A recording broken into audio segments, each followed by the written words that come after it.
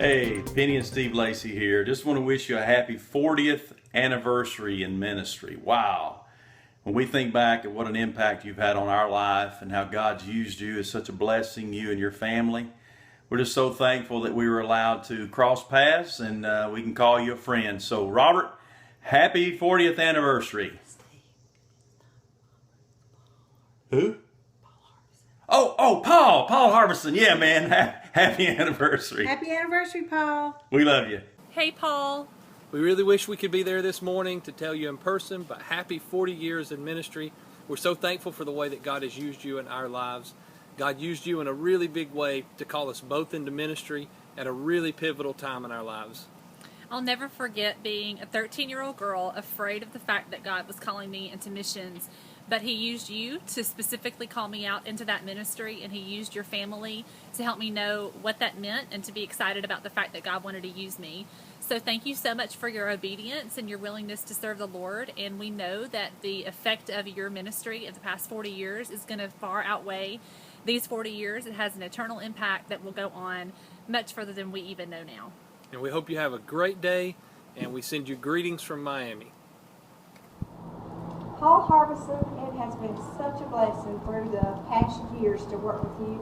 I've never worked with anyone who was better to work with, and you helped me so much in my music. You were always willing just to spend time with me for extra work that I needed to do. I thank you for that. And I cherish the times that you and Cindy and your boys spend in our home on Sundays around the table.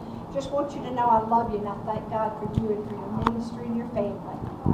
Congratulations on 40 years, Paul. That means I was 7 when you started.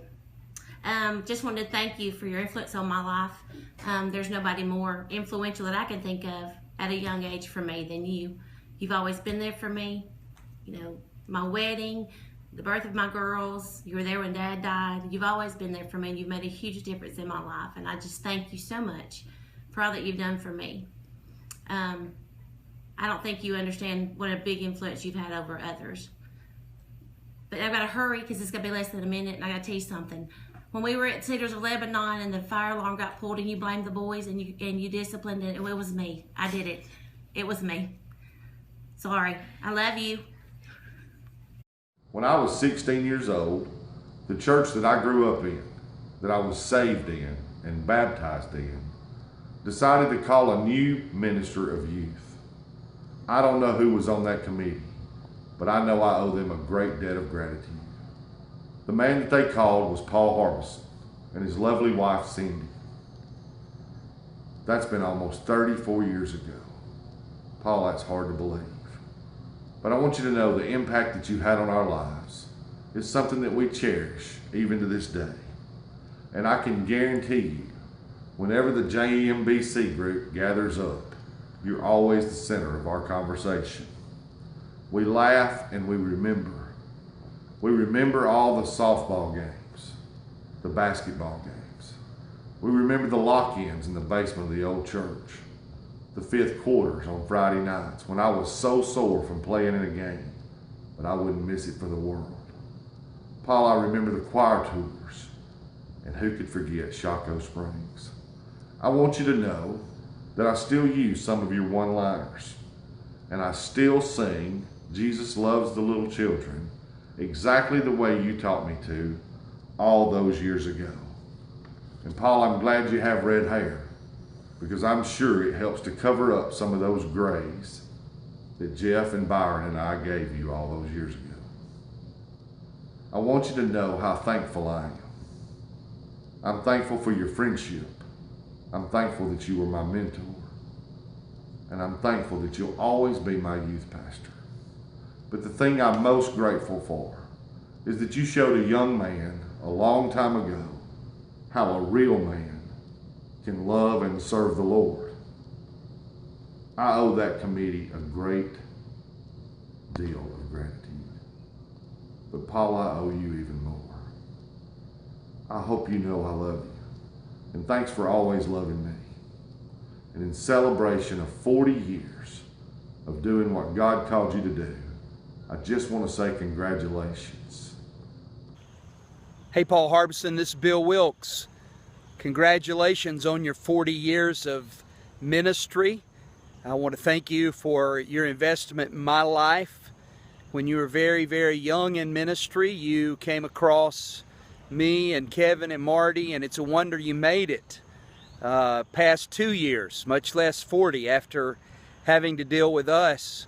But I remember many nights we kept you up late at night and interrupted who knows what was going on in your house when we would come and visit you. And even though I was a thug and a redneck and the least likely person you would ever think would be in ministry, you invested in me and Cindy, and you made a great difference in my life. And today I'm a minister, a preacher of the gospel, and my son Josh is also a preacher of the gospel, and all that would probably not be possible if it were not for your ministry and your investment in my life. So you're my friend, and I will always be grateful for how you impacted my life. God bless you, and may you continue to serve God in a great way.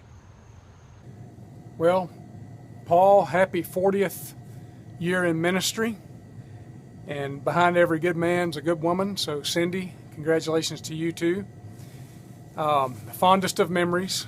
I don't even know where to begin other than you taught us about relational ministry, and you became our friend as well as our leader. I'll never forget the time you visited in my home. I think I was in 10th grade, had broken my arm and just got back out of surgery, and I don't think I'd ever had a minister visit in my home until that day. Then there were other times you and Cindy put up with us. Yeah, right there. To say lots from me and Dobbs and Wilkes and Gunner and Stuart McCullough and Jeff Wiz. Well, we love you. You've invested in our lives and marked us. We're different people because you guys loved on us the way you should, the way the Bible tells us to, and you're part of some of my favorite people in the world. Paul, it seems like we celebrate everything these days, but nothing deserves true celebration more than the milestone that you find yourself at. 40 years of faithful ministry. I commend you and I celebrate with you on this milestone. Thank you for allowing me to be a small part of your ministry through the years. You have invested in me. You have taught me how to worship. You have taught me how to laugh. And together, you have taught me how to shed tears while giving God glory for His grace and His blessings. Paul, I've always had a dream, and that dream is that one day you and I will serve on staff together. I'm never going to turn loose of that dream. One day, I believe we will.